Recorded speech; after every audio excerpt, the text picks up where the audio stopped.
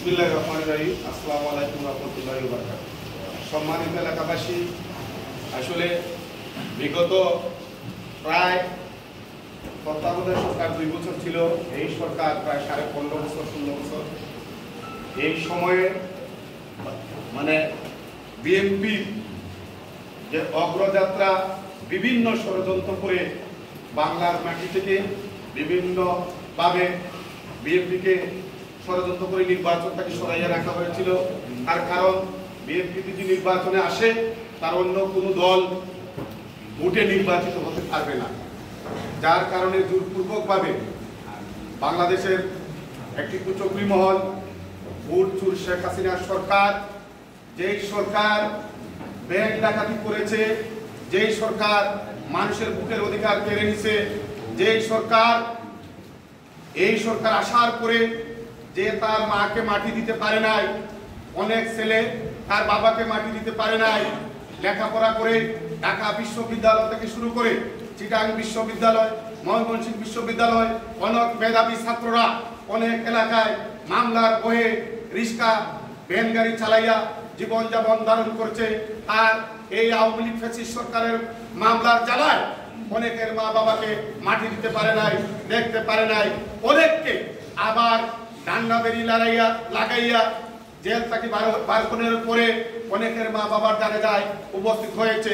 তার ব্যতিক্রম নয় আমাদের শ্রীমঙ্গল কমলগঞ্জের এলাকার প্রার্থী যিনি ছিলেন আলহাজ মুজিবুর রহমান চৌধুরী হাজি মুজিব, উনি একসাথে প্রায় 11 মাস জেল কেটেছিলেন। সেই 11 মাস জেল কাটার সময় ওনার উপজেলার চেয়ারম্যান কমলগঞ্জের শামীম ভাই, ওনার আপন ছোট ভাই, ওনাকে উনি মরতে সময় দেখতে পারে নাই। ওনাকে অনেক মানুষকে পেরেলে মুক্তি দেয়, ওনাকে পেরেলেও মুক্তি দেয় নাই। এরপরে আমরা মৌলভীবাজার জেলা প্রশাসনের সাথে যোগাযোগ করে শামীম ভাই লাশ 2 ঘন্টার লাগি পেরেলে মুক্তি দিয়েছিল। সেই শাহমস্তফার মাজারে ওনার বাইকে লাশ নিয়ে আমরা 2 ঘন্টা সময় মানে ওনাকে লাশটা দেখাইতে পেরেছিলাম। এই হলো আওয়ামী লীগ সরকারের দুঃশাসন। আপনারা জানেন এই মহাজিরাবাদে 24-এর নব রাজাকার অনেক মানুষ এই মহাজিরাবাদের মানুষকে ওই লক্ষ্মীপুরের তাহের উদ্দিনের মতন মানুষের মতন মানুষকে জিম্মি করে বিভিন্ন হামলা মামলায় ঢুকিয়ে দিচ্ছে। এই এলাকার অনেক মানুষ আছে যারা বিএনপি সমর্থিত, অনেকে মুখ তারার কারণে মুখ খুলতে পারে নাই। অনেকের ভেরিফিকেশন পুলিশের চাকরি করবে,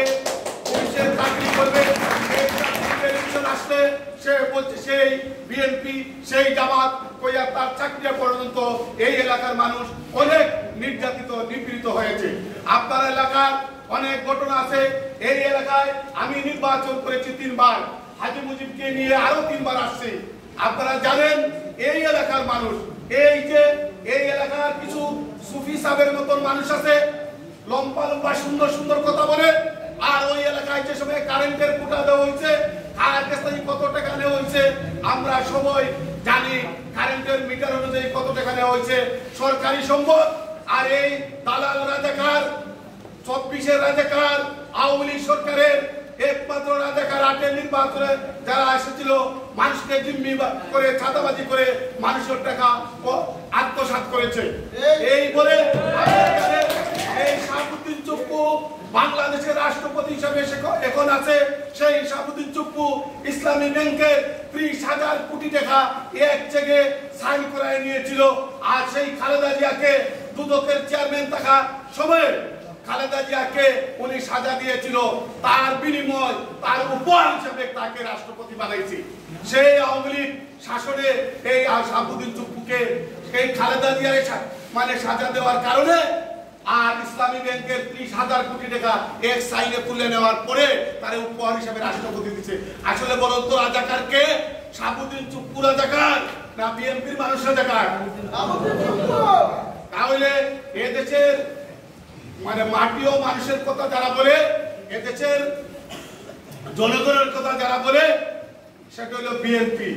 আপনারা জানেন বিগত নির্বাচনে যদি বিএনপিকে নির্বাচনে আনতো তাহলে তার অস্তিত্ব থাকতো না। একদলীয় দামি নির্বাচনের সময় শ্রীমঙ্গল উপজেলায় অনেক সময় আমরা অনেক জিনিস দেখেছি।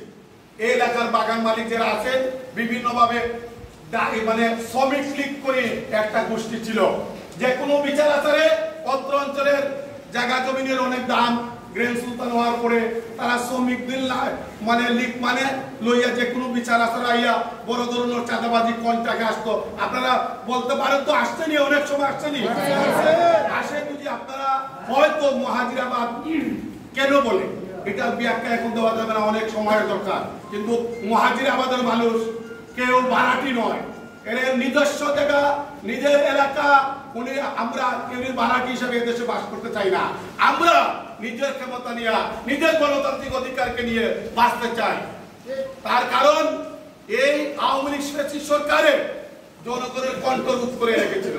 আপনারা জানেন আমাদের বাংলাদেশের প্রখ্যাত আলিম, যার এশিয়া মহাদেশের মাঝে নয় সারা পৃথিবীর মাঝে একজন আলিম দেলোয়ার হোসেন সাইদি, সেই সাইদি এক সময় এক ওয়াজে বলে গেছিলেন, বলে আওয়ামী লীগ সরকারের এমন অবস্থা হবে, এটা সব ইলেকট্রিক মিডিয়া প্রিন্ট মিডিয়াতে মোবাইলে ইউটিউবে আছে দেখেন, বলে আওয়ামী লীগ সরকারের এমন অবস্থা হবে আওয়ামী লীগ সরকারের উন্দরের গাতা খুঁজা পাবে না।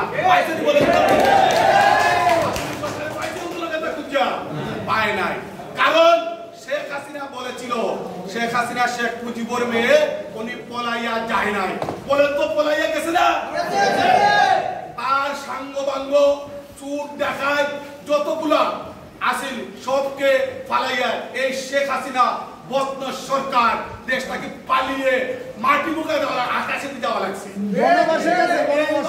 খালি আওয়ামী লীগের উপরে এই অত্যাচার না, এদেশের যে আপনারা জানেন ক্যান্টনমেন্টে আয়নাগর বানাইয়া কত মাহার কুল খালি করছে, কত হার মাথা কাঙ্কর পাওয়া গেছে। ওরা একটা মাত্র কথা আছে যে কেউ কোনো কথা বললে আয়নাগরে ঢুকাই দিব, কেউ কোনো কথা বললে মামলাতে ঢুকাই দিব। এই কেউ যদি বিচার আচারকে সত্য কথা বলছে তাও মামলার আসামি হয়েছে। এর প্রমাণ এখানে শাওলিয়া উবাত আছে, আমার ইব্রাহিম ভাই উবাত আছে। এই এলাকার কিছু কুচক্রী মহল দালাল এখানে ছিল, একটা বিচারে আমি গেছিলাম, বিচারে সত্য কথা বাদ থেকে আমার মামলার আসামি দিয়ে গেছে। এই যে কুকুর মুকুর যারা, এরা আজকের অবস্থা কোথায়? সামাজিক কোন অবস্থা আছে? আজকে একটু আগে আমি সেটা বলেছিলাম, এই সরকার এমন জুলুম অত্যাচার করেছে, বাংলাদেশের কোন সময়ে স্কুল ম্যানেজমেন্ট কমিটি কোনোদিন ভাঙে নাই, কিন্তু এই গভর্নমেন্টের আমলে আজকে সব দায়িত্ব দিয়ে এরা এইভাবে দলীয়করণ করছে। তাই সম্মানিত এলাকাবাসী, আসলে মূল বক্তব্য আমি যাই। মূল বক্তব্য হল আলহাজ মুজিবুর রহমান চৌধুরী হাজি মুজিব সাহেব আমাদের মাঝে আশিদুল ইউনিয়নের একটি বিশাল জনসভা, সেটি বিশাল জনসভা বলতে আরো আমরা 4টা ইউনিয়ন জনসভা করছি। এরপরে আশিদুল সেই জনসভাতে এই মহাজিরাবাদ এলাকার মানুষ আপনাদের একটু ওয়াদা করতে হবে। আসলে অনেকে অনেক এলাকার বক্তব্য বলেছে আমরা 500 যাইব 700 যাইব 1000 নেই, এই এলাকার মানুষের কাছে কোনো বক্তব্য আসছে না। আপনারা এখন ভয় পাওয়ার কিছু নাই। এই রাজাকার আলবদর, এই 24-এর রাজাকার আওয়ামী লীগ সরকার একটু পালাই গেছে, আর আপনারা ভয়ের কোনো কারণ নাই। বলেন আগামী মানে যে প্রোগ্রাম, সেই প্রোগ্রামে আপনারা মুহাজিরাবাদ কেমন মানুষ যাবেন সম্মিলনে, সেই যে মহাসমাবেশে বলেন তো আপনারা একজনই বলেন, ডরাইয়ে না বলেন। আরে কি বলুন 1000 আমার মুরব্বী যেটা যে বুরান মাস্টার সাহেব, ওনার লগে আমার বহুত আগের সম্পর্ক, ফ্যামিলিগত সম্পর্ক। উনি আসলে ওনার টাকার লাই কবুল করুক, উনি যে কথা বলছে। আর আমরা এখানে যে ইউনিয়ন মানে এই ওয়ার্ডের যুব দল, ছাত্র দল, কৃষক দল, শ্রমিক দল সহ যে সংগঠন আছেন, যাওয়ার ব্যাপারে আপনারা নিজেরার মাঝে আরেকটা কালকে সন্ধ্যার সময় কিভাবে যাবেন, এইভাবে গাড়ি ঘোড়া লইয়া কিভাবে যাওয়া লাগবো, যদি আপনারা না করেন আমাদের সহযোগিতা লাগে।